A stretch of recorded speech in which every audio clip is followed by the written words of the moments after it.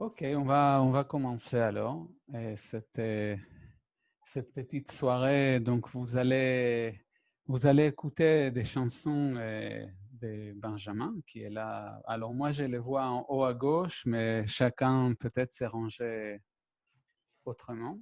Donc vous allez les chercher. Sinon, ce que je vous conseille, c'est aller en haut à droite, vous cliquez sur affichage intervenant. Et comme ça, vous allez voir en grand, soit Benjamin, soit moi, selon qui va prendre la parole ou la musique. Et donc voilà, donc vous allez entendre des chansons, certaines chansons de Benjamin, certaines reprises. Et entre les chansons, je vais lire des textes, quelques textes de mon livre, mais pas que. Et des textes anciens et des textes nouveaux, inédits. Voilà, c'est un peu le programme. C'est le programme, mais on ne sait pas trop où est-ce qu'on va finir ce soir, donc on verra. Bon.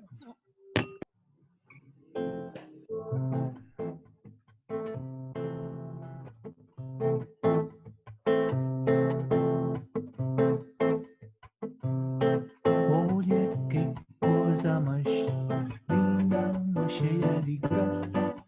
Era a menina que veio que passa caminho do mar. Moça do corpo dourado do sol de Ipanema. O seu balançado é mais que um poema, é a coisa mais linda que eu já vi passar. Ah, porque estou tão sozinho. Ah, porque tudo é tão triste. Ah, a beleza que existe. A beleza que não é só minha, que também passa sozinha. Ah, se ela soubesse que quando ela passa o mundo se rindo, se enche de graça e fica mais lindo por causa do amor. Vai parar, vai parar, vai parar, vai parar, vai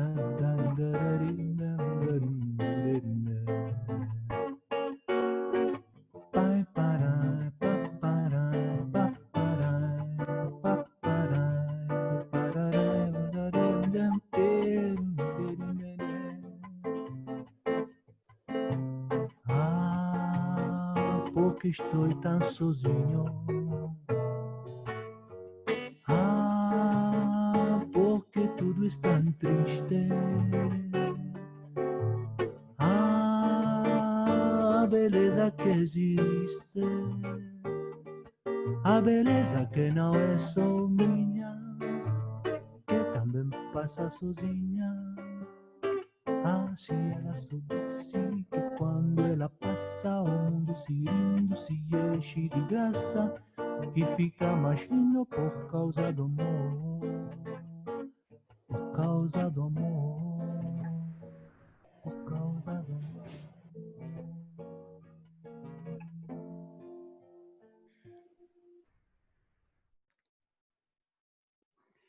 Il était trop gentil, une sorte d'ode à la gentillesse.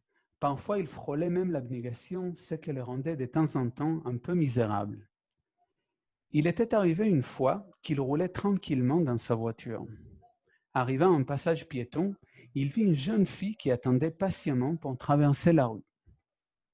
Respectueux du code de la route, l'homme s'arrêta pour la laisser traverser. Puis, quand il voulait accélérer, il vit une dame qui s'approchait doucement sur le trottoir avec la même intention que la jeune fille. Gentil comme il était, l'homme attendit que la dame traverse aussi. Et là, un vieux monsieur arrivait, marchant très lentement. Il était encore à 10 mètres du bord du trottoir, mais notre homme n'a pas voulu être hâtif. Il décida d'attendre le vieil homme. Sur la rue, derrière lui, une petite file de voitures se forma. Le premier klaxon se laissa entendre quand le vieux monsieur entamait la traversée. Notre homme, nerveux du fait de gêner les autres conducteurs, ne savait pas quoi faire. Sa gentillesse démesurée s'est partagée entre les autres voitures et un garçon qui s'est rapproché à toute vitesse sur sa trottinette. Le bonhomme, juste réfléchi, calcula qu'en restant à l'arrêt, il gênait un plus grand nombre de personnes. Alors il décida d'ignorer la priorité aux piétons et avança doucement. Le garçon ne s'était pas rendu compte de cela et fut légèrement renversé par la voiture. J'ai dit légèrement car l'homme roulait au pas. Rien de grave bien sûr, mais dans son élan pour ne plus gêner le trafic, notre homme ne s'arrêta plus. Les passants ont très vite appelé la police qui a commencé une poursuite dans les rues de la ville. Dès que l'homme s'est rendu compte qu'on les cherchait, il eut un nouveau dilemme. S'arrêter et se rendre à la police ou bien continuer la fuite et ainsi servir la police comme entraînement sans danger pour eux, car il ne leur voulait pas de mal. Alors il continua à conduire comme un fou, renversant tous ceux qu'il trouvait sur son chemin. Finalement, il se retrouva dans une impasse.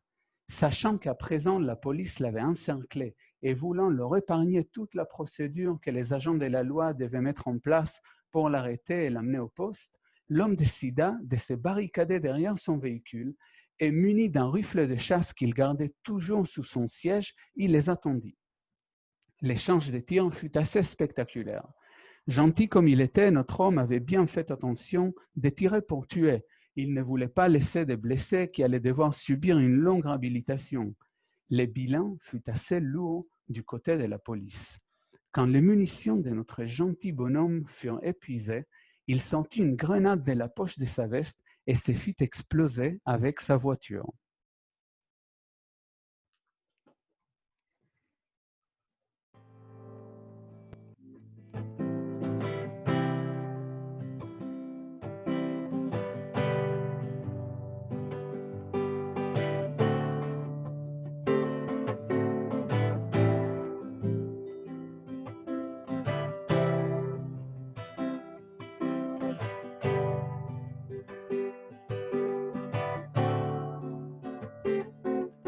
Il y a un homme dans ma vie, et cet homme,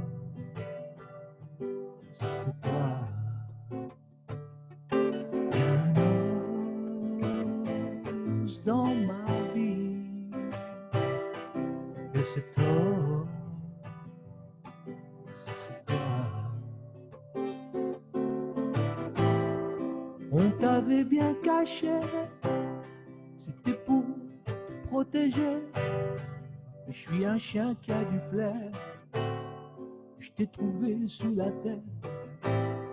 J'ai creusé très profond pour que tu fasses surface. Je te prêterai à personne, même pas au chien de ma race, non.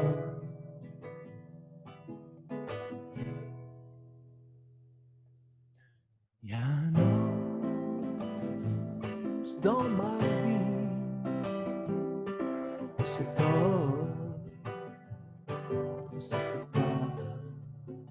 Il y a un homme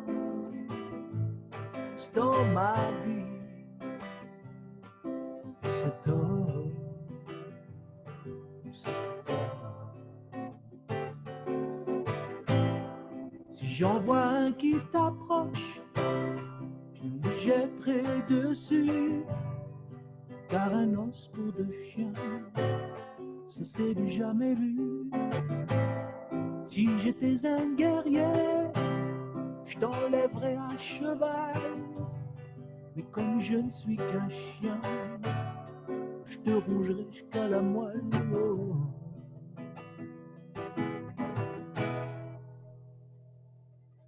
Il y a un homme dans ma vie, cet homme, c'est toi. Il y a un homme dans ma vie, et cet homme, c'est toi.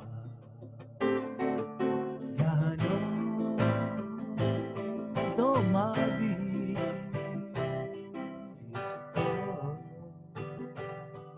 c'est toi. Il y a un os dans ma vie, et c'est toi, c'est toi.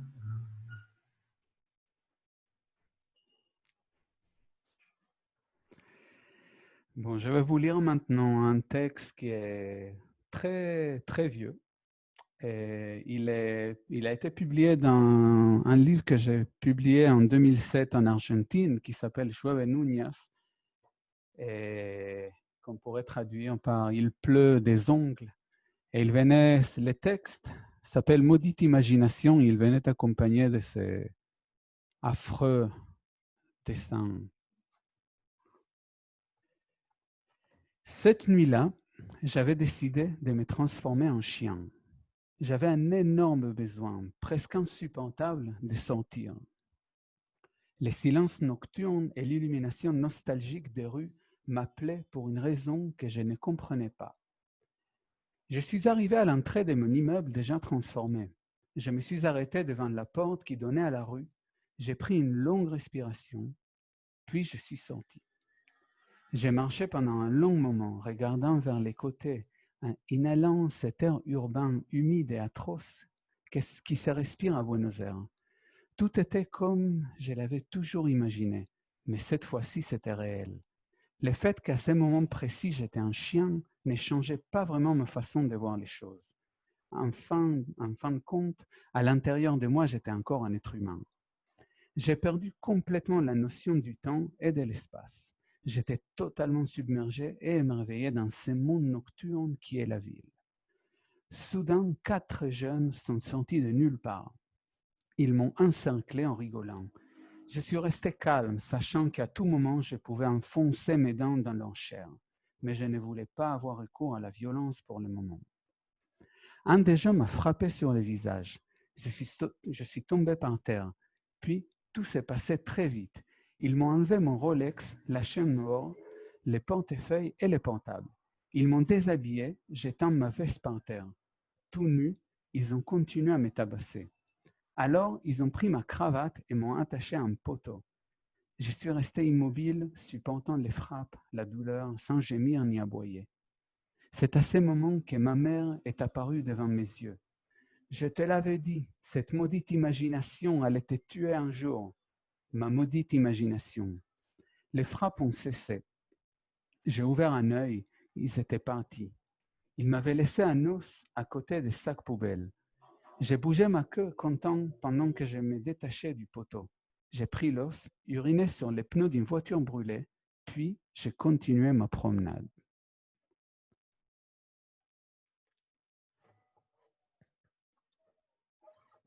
Bravo. Alors, comme vous le constatez, en général, les textes de Javier euh, font écho à mes chansons ou bien mes chansons font écho au texte de Javier. Donc, il y a toujours, on cherche un lien, parfois il est très ténu, comme on dit, mais en général, il y a quelque chose. Voilà. Bonsoir à tous. Donc, on va continuer avec une chanson qui s'appelle À bicyclette, que vous connaissez, que Pierre Barrault a écrit pour Yves Montand. Je ne saurais pas vous dire en quelle année, mais il y a assez longtemps, en tout cas.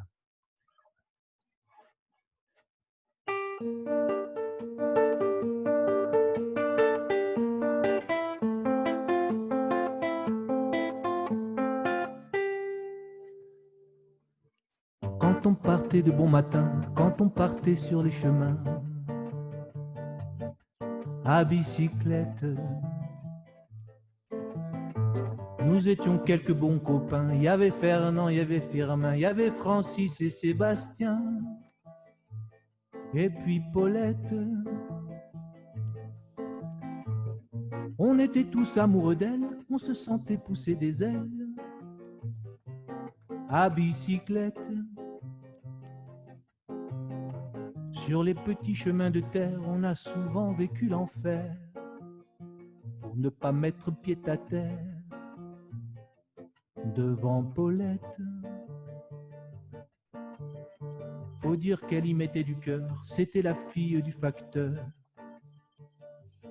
à bicyclette. Et depuis qu'elle avait 8 ans, elle avait fait en le suivant tous les chemins environnants. À bicyclette,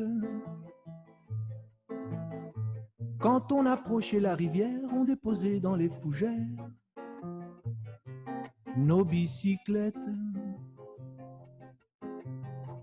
Puis on se roulait dans les champs, faisant naître un bouquet changeant de sauterelles, de papillons et de rainettes. Quand le soleil à l'horizon profilait sur tous les buissons nos silhouettes, on revenait fourbu content, le cœur un peu vague pourtant, de n'être pas seul un instant avec Paulette. Prendre furtivement sa main, oublier un peu les copains, la bicyclette. On se disait c'est pour demain, j'oserai demain, quand on ira sur les chemins à bicyclette.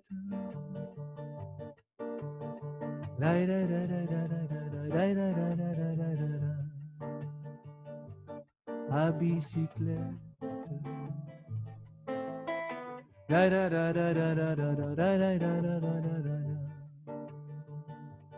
À bicyclette.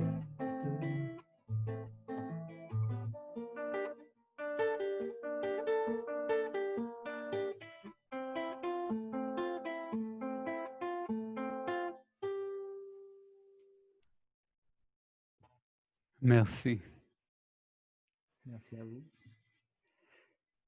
C'est une brigade spéciale qui circule dans les trains et qui a comme fonction de réveiller d'une baffe les passagers qui s'endorment pendant les trajets. On s'endort tranquillement à cause du mouvement du wagon. Soudain, on sent une frappe très violente sur la joue et on se réveille en sursaut sans pouvoir finir les rêves dans lesquels on était une espèce de super-héros chargé de sauver le monde d'une crise économique ou sanitaire. La première réaction est de se lever et d'agresser l'agent qui vient de nous frapper. Mais là, la logique prend le dessus et on maîtrise son instinct. À la place, on sourit aimablement et on dit merci. Il ne fait que son boulot. L'admission à cette brigade s'est faite au terme d'un long entraînement dans lequel les futurs agents en arrivent à maîtriser à la perfection l'art de la claque, la force et la vitesse qu'il faut employer pour produire les meilleurs effets sonores.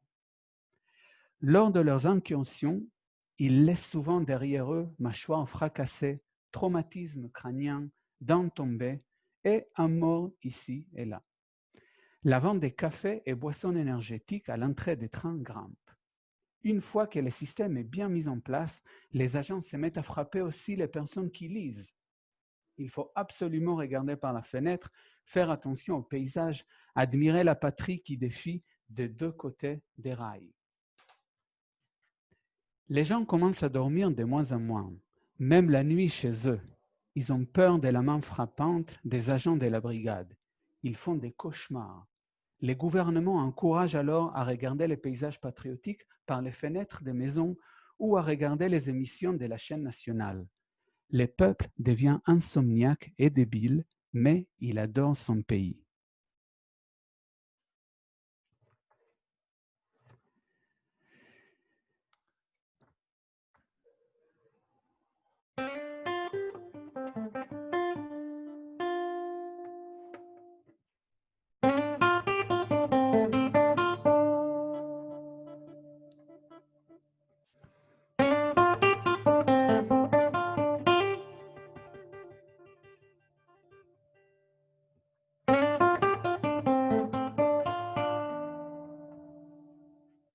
Je veux vivre 100 ans, qu'on me donne l'élixir, qu'on me donne la force pour vivre tout ce temps. Je veux vivre 100 ans, qu'on me donne l'amour, qu'on me donne l'argent pour vivre aussi longtemps. Et connaître la vie, que dis-je, en connaître plusieurs. Plusieurs vies, plusieurs femmes, avoir beaucoup d'enfants. Quel est le but ultime, si ce n'est d'être vieux, heureux ou malheureux, tout cela n'est qu'un film. Mais vivre 120 ans, voir ses petits-enfants devenir grands-parents, ça c'est enthousiasmant. J'aurai quelques ennuis bien sûr, de santé et de vie, parfois trop d'émotions, même des opérations. Mais je m'en sortirai pour vivre 200 ans et sentir que je tiens. Bon, je n'ai peur de rien, je veux vivre 100 ans, qu'on me donne l'espoir. Et l'esprit du avatar, vous que j'ai dans mon sang. Aidez-moi, je vous prie, comme Mathusalem. Aidez-moi, je vous prie, comme Mathusalem. Aidez-moi, je vous prie, comme Mathusalem. Aidez-moi, je vous prie, comme Mathusalem, à vivre 900 ans. À vivre 900 ans. À vivre 900 ans. À vivre 900 ans.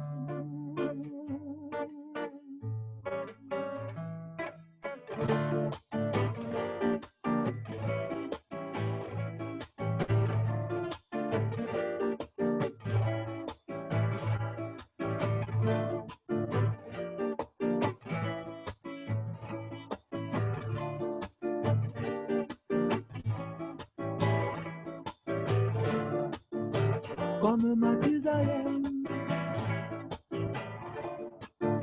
comme Mathusalem, comme Mathusalem, comme Mathusalem.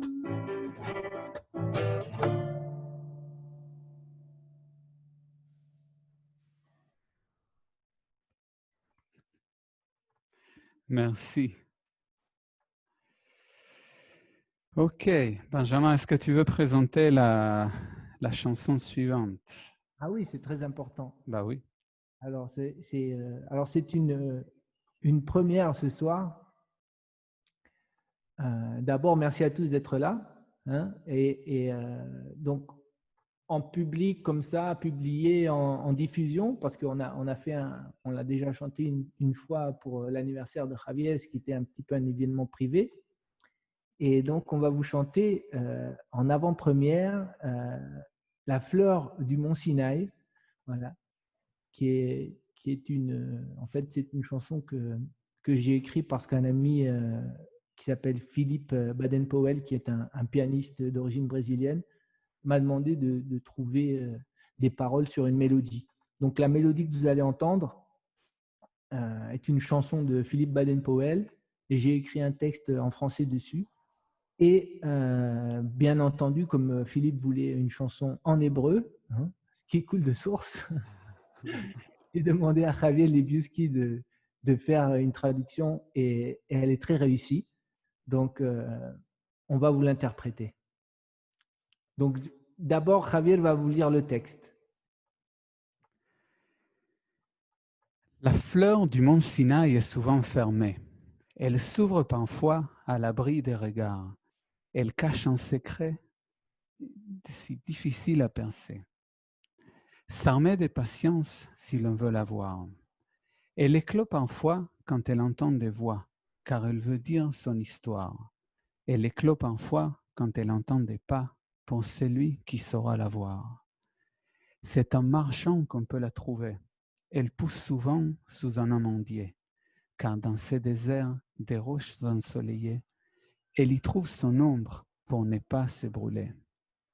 Elle éclot parfois quand elle entend des voix, car elle veut dire son histoire.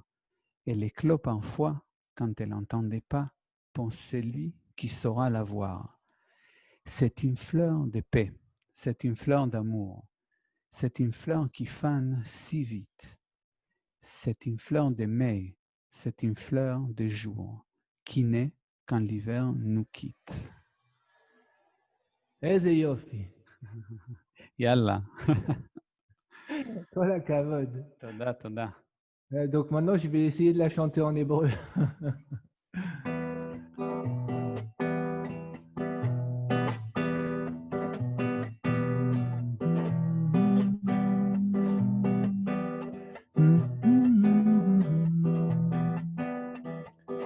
ירחו של הר סיני, לעתים קרובות סגור, לפעמים הוא נפתח, נסתר מעין, לא פשוט לגלות את הסוד שלו, צריך סבלנות כדי לראותו. לפעמים הוא פורח כשהוא שומע קולות כדי לספר את סיפורו. לפעמים הוא פורח כשהוא שומע צעדים לכבוד מי שידע לראותו. כדי לראותו צריך ללכת במדבר. הוא נובט וגדל תחת שקדיה, כי בחום מדברי של סלעים שטופי שמש ימצאו את צילו. כדי לא להישרף לפעמים הוא פורח כשהוא שומע קולות כדי לספר את סיפורו. לפעמים הוא פורח כשהוא שומע צעדים לכבוד מי שידע לראותו. זהו פרח שלום, פרח אהבה, פרח שנובל כל כך מהר. זהו פרח אביב, זהו פרח של יום שנולד כשהחורף נגמר. פרחו של הר סיני לעתים קרובות סגור, לפעמים הוא נפתח, נסתר מעין. לפעמים הוא פורח כשהוא שומע קולות כדי לספר את סיפורו. לפעמים הוא פורח כשהוא שומע צעדים לכבוד מי שידע לראותו. Elle éclot parfois quand elle entend des voix, car elle veut dire son histoire. Elle éclot parfois quand elle entend des pas, pour celui qui saura la voir.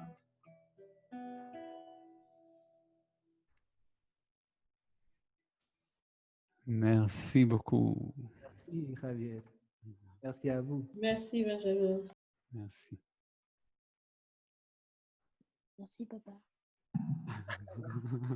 Alors, ah oui, je me souviens, c'est à moi. Oui. Alors, je vais continuer avec une chanson. Alors, il y a un moyen mnémotechnique pour chanter avec moi. C'est une espèce de ritournelle que j'ai écrit pendant le confinement, qui n'est pas si loin finalement.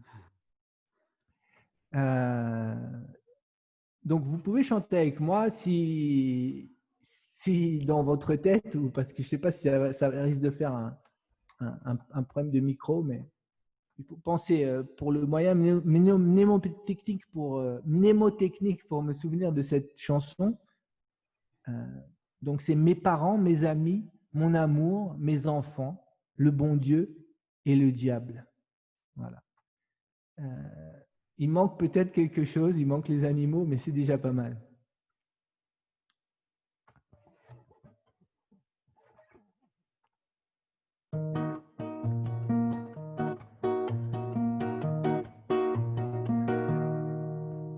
Mes parents m'ont dit de prendre le chemin Mes parents m'ont dit, tu partiras demain. Mes parents m'ont dit de prendre le chemin, le chemin. Mais quel chemin vais-je prendre demain? Celui de l'école et de la vie. Mes amis m'ont dit de prendre le chemin. Mes amis m'ont dit tu partiras demain. Mes amis m'ont dit de prendre le chemin, le chemin. Mais quel chemin vais-je prendre demain? Celui de l'amour et de la vie.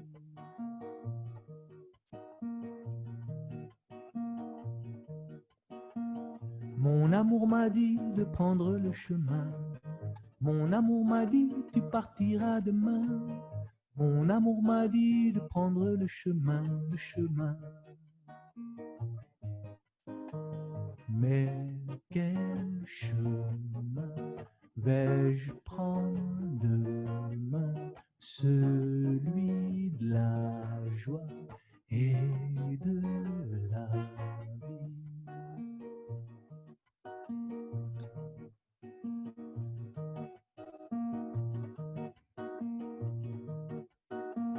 Mes enfants m'ont dit de prendre le chemin. Mes enfants m'ont dit tu partiras demain. Mes enfants m'ont dit de prendre le chemin, le chemin.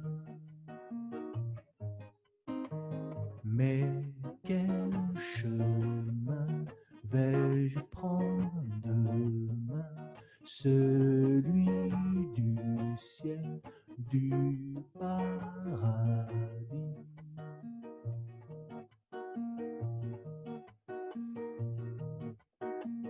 Le bon Dieu m'a dit de prendre le chemin. Le bon Dieu m'a dit tu partiras demain. Le bon Dieu m'a dit de prendre le chemin, le chemin. Mais quel chemin vais-je prendre demain? Celui de l'enfer et de l'oubli.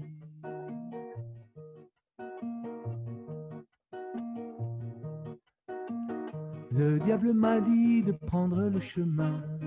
Le diable m'a dit tu partiras demain.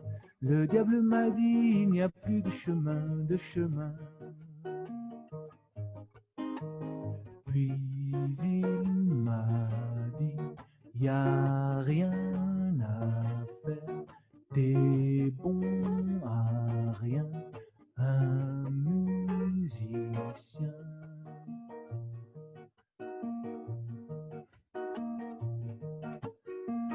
Puis il m'a dit retourne sur terre, fais un malheur, t'es un chanteur.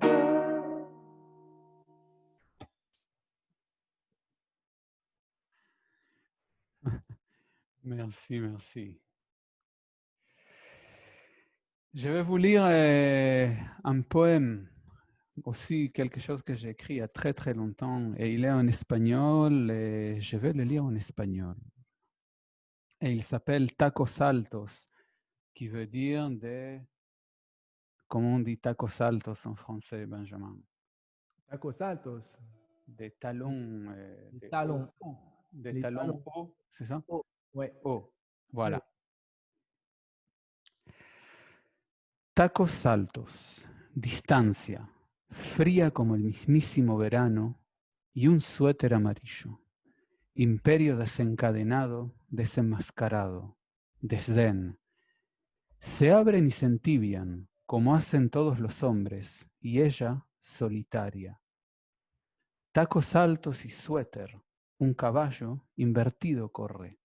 La noche fría los distancia y los desata como el mismísimo verano, olvidado tras noches de otoño. ¿Acaso volverá? Brilla como un martillo en la noche, crepúsculo e inmediatez. Suéter amarillo, caballos que invertidos corren. A la distancia la dulce noche y el invierno, cálido y limonado como los tacos, que altos son de la mujer. Ella sabe, hace invierno y las distancias se abrevian. En el centro se separan, languidecen, se consumen. ¿Volverán acaso? La respuesta invertida, cual caballos que corren, cual martillos que brillan, cual distancia que abrevia, calidez y limón cuando oscurece, estallan y suprimen el ocaso. ¿Acaso volverán?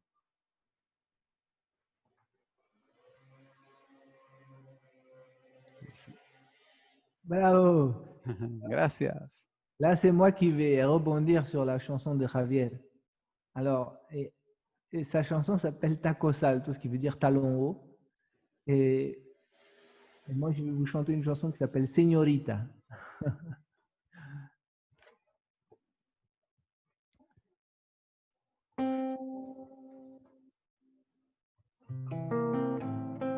Si vous voulez vous lever pour danser, vous pouvez.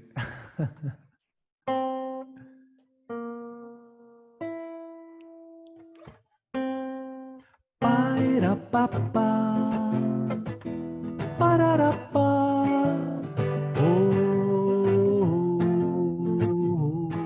oh, paira papa, pairarara,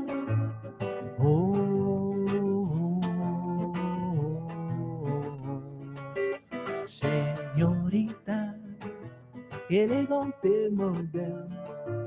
Señorita, elegante moderne. Señorita, elegante moderne. Señorita, elegante moderne. Elle marche d'un pas lent, les cheveux dans le vent. Elle fume une cigarette en balançant sa tête sur ses talons aiguilles. On dirait une géante, le tailleur qui l'habille la rend vraiment charmante.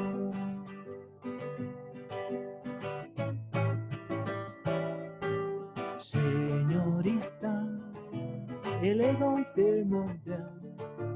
Señorita, élégante et moderne. Señorita, élégante et moderne. Señorita, élégante et moderne. Je n'ai pas pu résister et j'ai dû lui parler. Mademoiselle, s'il vous plaît, allons boire un café. Jamais je n'ai croisé femme d'une telle beauté. Laissez vos rendez-vous et allons boire un coup.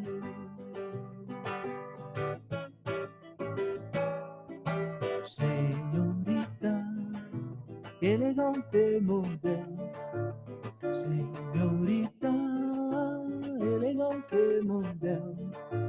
Señorita, élégante et moderne. Señorita, élégante et moderne. Elle marche d'un pas lent, les cheveux dans le vent. Elle fume une cigarette en balançant sa tête sur ses talons aiguilles.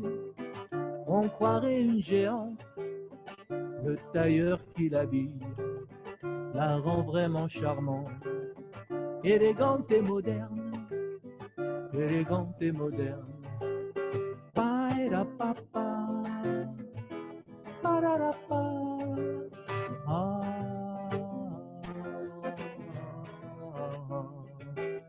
Paira papa, pararapa,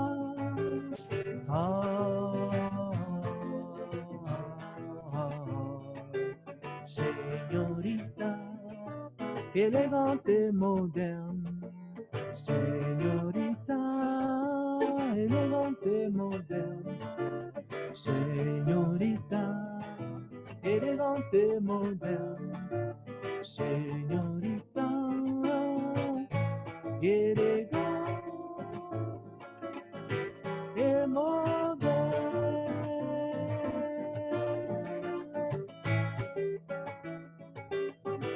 Bah, ouais.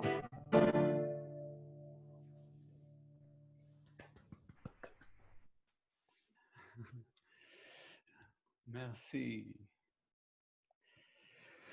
Bon, je vais vous lire un texte qui s'appelle Oiseau en cage. Et Benjamin m'a conseillé d'expliquer un petit peu de quoi il parle. Donc, je vais suivre son conseil. Et, d'abord, il faut que pour ceux qui ne connaissent pas la ville de Buenos Aires, il faut que je vous donne quelques informations pour pouvoir comprendre cette histoire. Et à Buenos Aires, il y a énormément de bus, on les appelle colectivos, et c'est un moyen de transport qui est très, très emblématique et très, très important. Il y a quelqu'un qui a son micro ouvert. On parle de Buenos Aires. Hop, voilà, oui, je parle de Buenos Aires. Et donc, chaque chauffeur de bus a l'habitude, maintenant c'est un peu moins, les bus sont devenus un peu trop modernes, mais avant, il y a peut-être 15 ans, c'était encore le cas. Chaque chauffeur avait l'habitude de décorer son bus, de mettre des lumières, et les fanions de son équipe de foot, etc. Et donc, voilà, ce texte est inspiré un petit peu d'un voyage en collectivo, donc en bus porteño de la ville de Buenos Aires. Et il parle un petit peu, vous allez voir, de cette tendance qu'on a tous de parfois nous retrouver dans une situation où on est un peu coincé et de ne pas oser sortir de la situation, de cette situation. Et donc, parfois, on reste coincé dans la situation. Et bon, vous allez voir, j'en dis plus, écoutez les textes. Et si après, vous avez des questions à la fin, vous les notez, vous posez les questions à la fin. Je descends au prochain arrêt, dit la dame au chauffeur. Celui-ci la regarda avec une certaine indifférence, appuya sur les freins et ouvrit la porte. La femme se disposa à descendre, chargée d'objets divers, une chaise, des tissus enroulés, une guitare et un siphon de soda vide. Le conducteur attendit impatiemment. La femme finit de descendre ses affaires, mais lorsque l'homme s'apprêta à redémarrer pour continuer sa route, elle cria « Un moment, s'il vous plaît, je n'ai pas encore terminé ». Le chauffeur, surpris, obéit pour une raison qui échappait à sa compréhension. La femme retourna à l'intérieur du bus et commença à en retirer les ornements, la peluche du levier de vitesse, les miroirs, les petits poupons et les fanions des bocas. Le conducteur demeura silencieux. Les passagers peu nombreux à bord n'intervinrent pas non plus, à l'exception d'un petit garçon de 5 ans qui ne cessait de demander à sa mère « Qu'est-ce qu'elle fait? Pourquoi défait-elle le tout ?» tandis que sa mère essayait de le faire taire. La femme remonta de nouveau à l'intérieur du véhicule et dit « Bon, maintenant, tout le monde descend et attend sur le trottoir. » Les passagers se levèrent et descendirent par les 2 portes. Le chauffeur regarda la femme et celle-ci acquiesça légèrement. Lui aussi descendit. Une fois le bus vide, la femme sortit quelques outils de son sac et commença à desserrer les boulons des sièges. Au fur et à mesure qu'elle démontait les sièges, elle les descendait sur le trottoir. Ensuite, elle démonta la structure intérieure, les volants et les distributeurs des billets. Alors, elle appela brièvement sur son téléphone portable. Au bout de 10 minutes, une fourrière arriva et emporta la carrosserie. Les chauffeurs et les passagers demeurèrent bouche bée sur le trottoir, entourés de part et d'autre de tous les objets extraits du bus. La femme commença à ranger les sièges tels qu'ils étaient à l'intérieur du bus. Elle mit en place la structure intérieure, les distributeurs des billets et le volant. Ensuite, elle indiqua au chauffeur qu'il pouvait poursuivre le voyage. Celui-ci se plaça face au volant et tout le monde se réinstalla à sa place après avoir présenté son ticket, bien sûr. Puis suivirent les nouveaux passagers qui avaient patiemment formé une queue pendant que la femme démontait le bus. Ils prirent leur ticket et s'enfuirent occuper les sièges demeurés libres. Certains restèrent debout. Les gens attendirent en silence pendant que les chauffeurs faisaient semblant de démarrer et de commencer à conduire. Ceux qui possédaient un téléphone portable passèrent un coup de fil chez eux pour prévenir qu'ils ne pourraient peut-être pas arriver le soir même pour le dîner. La femme, pendant ce temps, prit ses affaires et monta dans un autre bus. Les heures passèrent lentement. Certains descendaient s'approvisionner et revenaient avec une boisson ou quelque chose à manger. Ils étaient vraiment en colère. Le petit garçon, qui était très impatient, demanda à sa mère quand ils allaient arriver à la maison. Elle lui répondit qu'elle n'en savait rien, qu'il fallait attendre.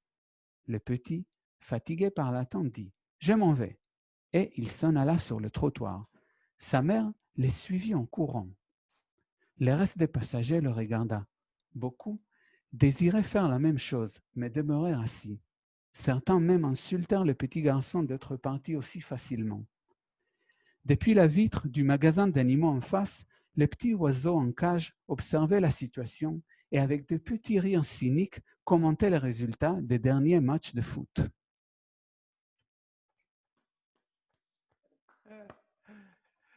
Bravo, bravo. C'est vraiment un texte magnifique. Merci. Super. Je l'ai écouté plusieurs fois et à chaque fois, j'entends des choses nouvelles. Et le sens, en fait, même avec ton explication, on le comprend pas. Mais c'est magique. Alors, je ne sais pas, peut-être il vaut mieux pas expliquer. Non, non, non. Mais vraiment, il faut le lire et l'écouter plusieurs fois pour comprendre de quoi ça parle. Du coup, c'est très bien choisi avec la chanson qui vient et qui a quelques petites paroles très simples. Et j'ai essayé, en fait, j'en ai parlé un peu à Javier, j'ai essayé d'écrire une chanson contre Paris. Je me suis dit, il faut décentraliser, Paris, ça suffit.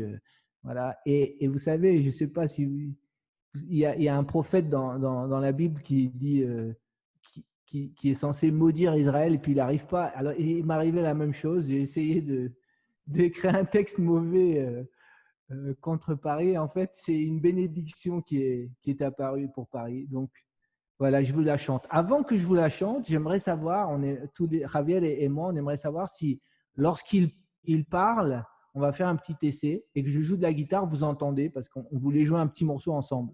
Donc, tu es d'accord pour qu'on essaye, Javier? Oui, bien sûr. Alors, vous nous indiquez, hein, si...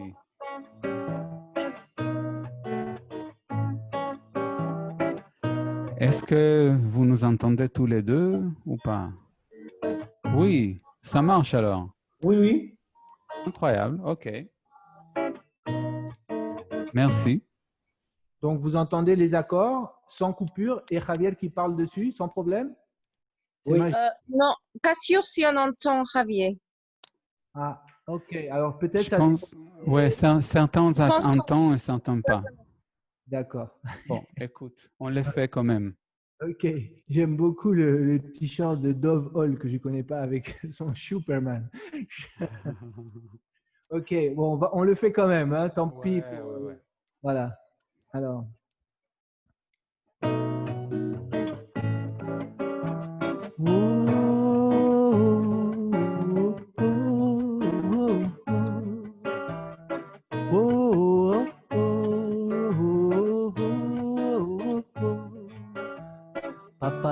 Papa, Paris, Paris, tu es si jolie, Paris, si je t'oublie, que ma main droite m'oublie aussi, que ma langue soit tout engourdie, si je t'oublie, Paris, papa, Paris.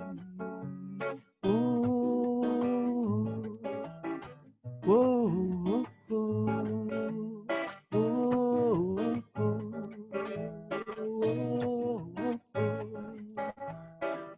Papa, Paris, Paris, tu es si jolie, Paris, si je t'oublie, que ma main droite m'oublie aussi, que ma langue soit tout engourdie, si je t'oublie, Paris, Imeshkacher Paris.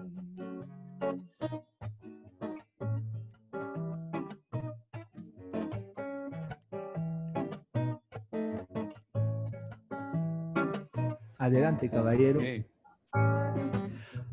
Paris se réveille, Paris court, en 3 dimensions, délicat équilibre, un sans fin d'éléments qui font de chaque instant une petite concession pour garder une étrange harmonie. Paris bruit, regard sérieux, perdu, occupé, consterné. Les gens vont et viennent, chacun avec son point A et son point B, et ses calculs permanents de la route la plus rapide. Entre les deux, c'est un non-lieu, une place sans nom.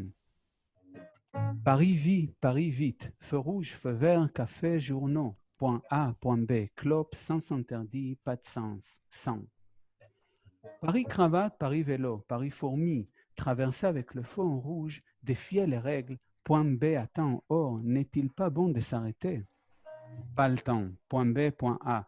Les déchets se baladent, plusieurs points A, un seul point B. Les gens aussi. Café, croissant, décrassage, salut, au revoir, se reverra-t-on? Certainement pas, point A. Panne de signalisation, la fourmière s'arrête, point B s'éloigne, point A nous manque. Le soleil est là quelque part, je rate les trains, point B, un rat, point A. Paris, Paris, pâte ou riz, point B, pourri. Paris, Paris, tu es si jolie, Paris, si je t'oublie, que ma main droite m'oublie aussi, que ma langue soit tout engourdie, si je t'oublie, Paris, Paris, Paris, oh,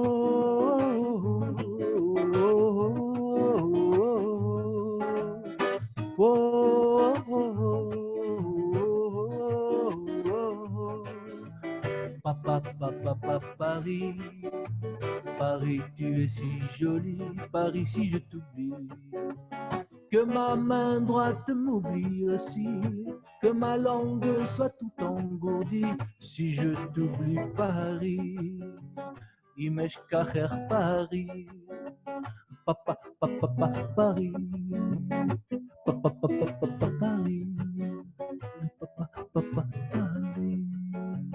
Imesh Kacher Paris. Merci beaucoup. Vous avez assisté à la naissance du premier psaume parisien. Bon, on arrive à la fin.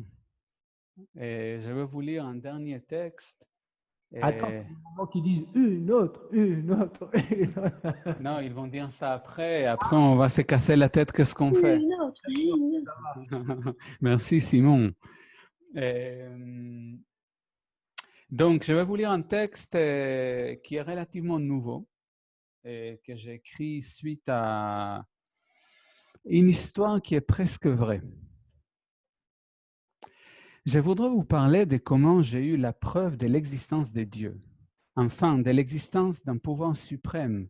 Et non, cela ne m'est pas arrivé dans un ashram en Inde, ni dans une église, mosquée, synagogue ou banque.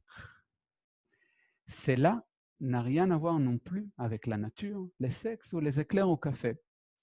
Cette révélation a eu lieu un vendredi matin sur les quais du RERD à la gare de Lyon à Paris. J'avais pris un train qui devait passer par Châtelet, mais qui à la dernière minute finit son trajet à gare de Lyon. Le conducteur demanda à tous les passagers de descendre, puis nous sommes restés sur les quais pour attendre le prochain train. Comme d'habitude, quand ce genre de choses arrivent, les trains suivants étaient pleins. Avec l'ouverture des portes, un fleuve humain est sorti du train comme s'il s'agissait d'une grande chenille en train de vomir. Au bout d'un moment, j'ai commencé à avoir l'impression que les flux humains ne diminuaient pas. D'une étrange façon, les gens sortaient encore et encore. 15 minutes plus tard, je me suis dit que quelque chose de bizarre était en train de se produire. Encore 10 minutes se sont écoulées. Mes camarades de quai et moi étions toujours dans l'attente patiente pour pouvoir monter. À ce moment-là, j'ai remarqué que la façon de s'habiller des gens avait changé. On dirait les années 80, dit une dame à côté de moi. En effet, les gens portaient des kawaii fluo et des coiffures bizarres. Quelques instants plus tard, les pantalons pas de def ont commencé à apparaître. À partir de là, j'ai remarqué que la façon de s'habiller des gens qui descendaient reculait dans le temps. On était passé aux années 50 et les gens sortaient encore des wagons. J'ai décidé de rester sur les quais et d'observer la suite. Des dames avec des grandes robes et des hommes avec des chapeaux, perruques. Nous avons plongé dans la Renaissance, le Moyen-Âge, puis l'Antiquité. J'ignorais où allaient tous ces gens habillés comme ça, ou encore s'il s'agissait d'un déguisement ou d'une sorte de portail ouvert dans les temps. Très vite, des personnages bibliques ont commencé à défiler. Jésus, le roi Salomon et ses 1000 femmes, le roi David, puis Moïse en personne portant les tableaux de la loi. En posant ses pieds sur les quais, il dit « Marre de la SNCF », puis il jeta les tableaux par terre, les cassant en 1000 morceaux. Du Homo sapiens, nous sommes passés à l'Homo erectus, puis d'autres homos dont je ne connais pas les noms, aux dinosaures et aux formes de vie unicellulaires. Avec eux descendaient aussi tous les dieux de l'Olympe, les dieux hindouistes, taoïstes, nordiques, et enfin un tout petit point infiniment concentré, qui était, j'avais déduit, le point Aleph dont parlait Borges, ou bien celui qui précéda le Big Bang. Ensuite, le flux s'est arrêté.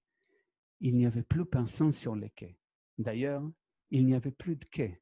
Seul, au milieu d'un vide incolore, une sorte d'absence de tout, impossible à décrire, j'ai compris ce que j'avais ignoré pendant toute ma vie.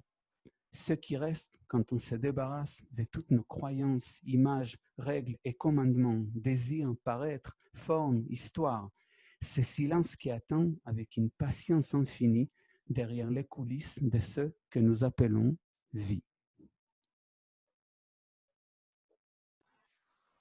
Merci. Merci, merci.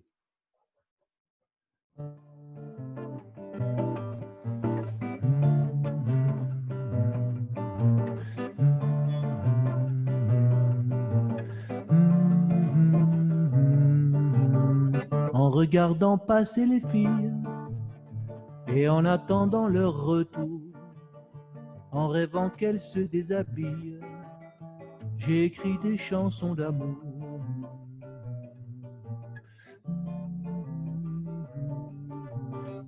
En regardant passer le temps et les ans devenant des jours, je n'ai jamais été content qu'en faisant des chansons d'amour.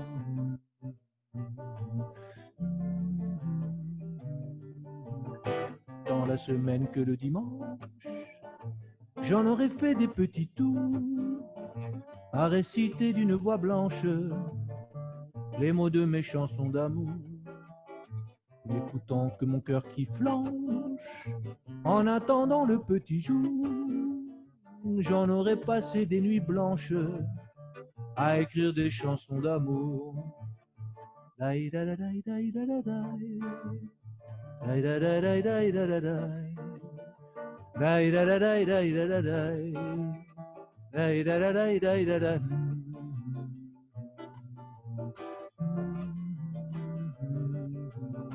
Ça ne relève pas du langage, ça ne relève pas du discours. Si je continue à mon âge à écrire des chansons d'amour,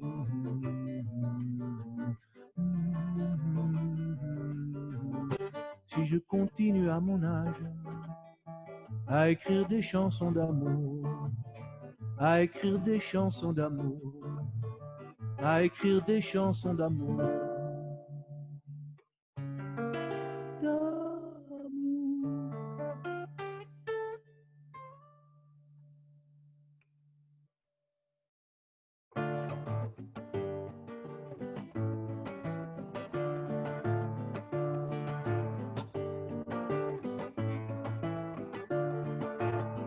J'écris des chansons d'amour, chansons d'amour.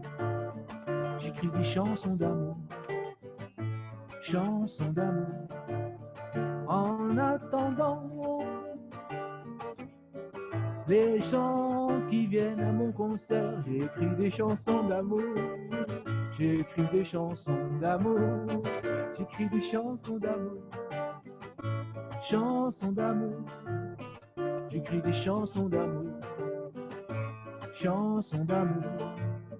En regardant passer les filles et en attendant leur retour, en rêvant qu'elles se déshabillent, j'écris des chansons d'amour. J'écris des chansons d'amour. Chansons d'amour. J'écris des chansons d'amour. Chansons d'amour.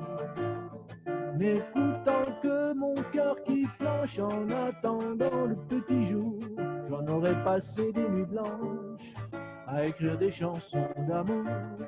J'écris des chansons d'amour. Chansons d'amour. J'écris des chansons d'amour. Chansons d'amour.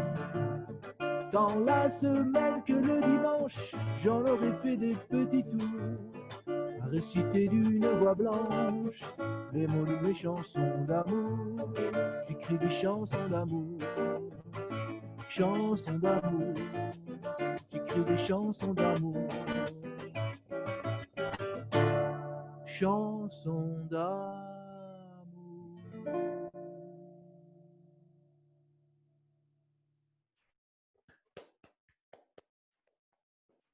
Merci, merci. Eh ben, on a fini. J'espère que ça vous a plu. Ouais. Ah, Bravo. Merci Abigail. il y a en bas, on a un fan club. Hein? Javier Benjamin, c'est marqué. Fan club de Javier Benjamin. Alors, si vous voulez vous abonner au fan club, on vous donnera après les informations. On ne les connaît pas encore, nous non plus. Mais... C'est 10 € l'inscription Ouh là là. Et le tarif des par cotisations. personne. Une réduction pour les couples. Ah, on va négocier ça. Eli. Bon, merci beaucoup. Ok. Une autre, Merci à toi. une autre, Non. une autre, Une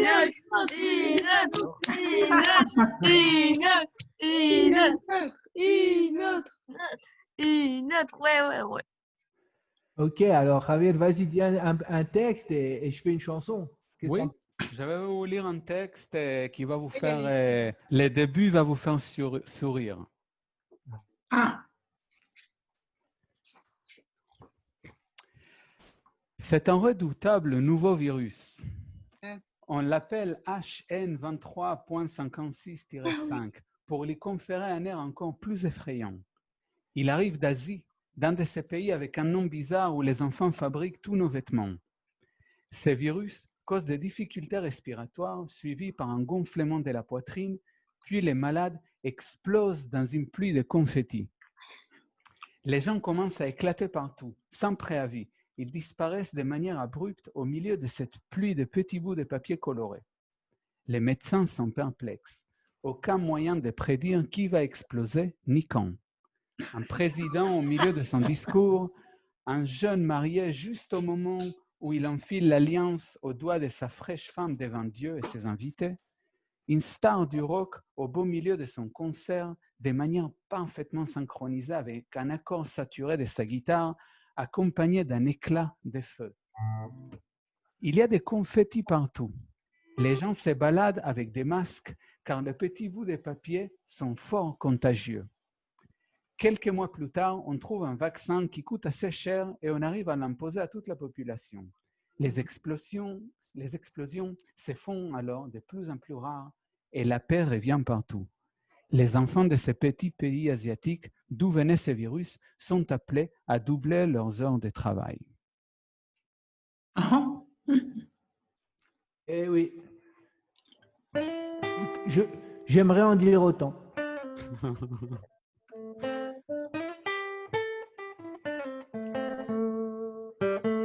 Alors, on a chanté en espagnol, on a lu des textes en espagnol, on a lu des textes en français, en hébreu. En hébreu, En hébreu. en portugais aussi. En Tu as portugais. commencé par le portugais. Donc, je vais chanter une chanson en anglais. Une chanson que vous connaissez tous, qui s'est répandue comme le virus dont vient de nous parler Javier.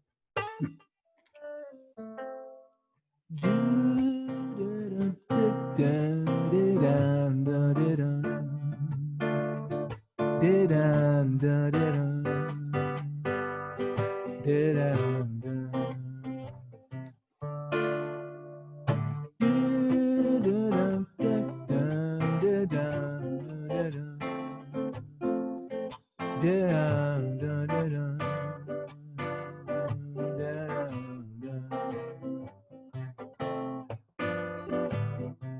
Here's a little song I wrote.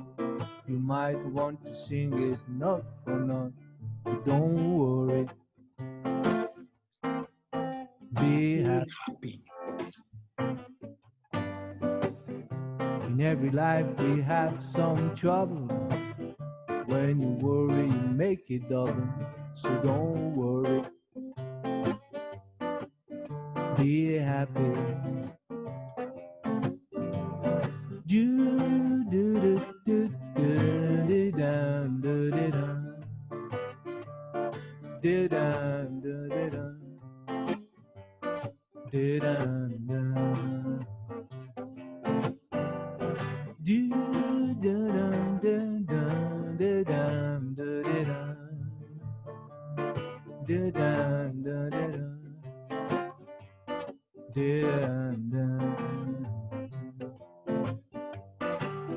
Got no place to lay your head. Somebody came and took your bed. Don't worry. Be happy. The landlord say your rent is late. He may have to litigate. Don't worry. Be happy.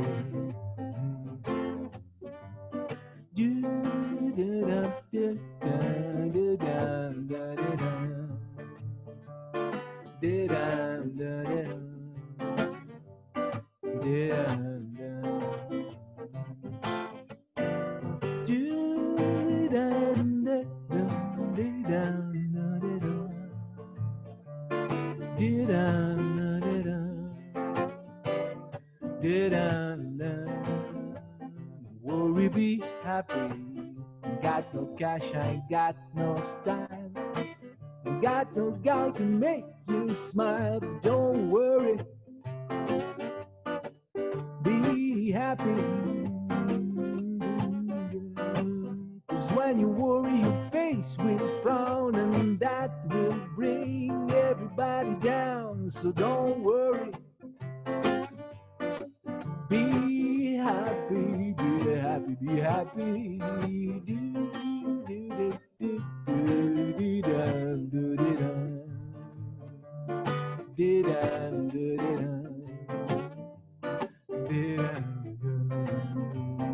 Worry, be happy.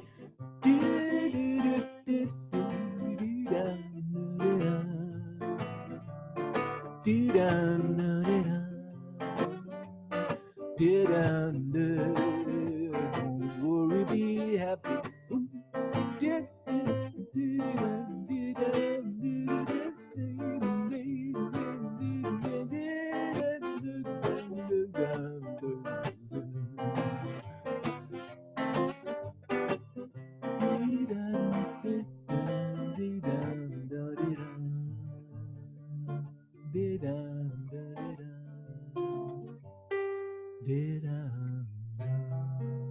Don't worry.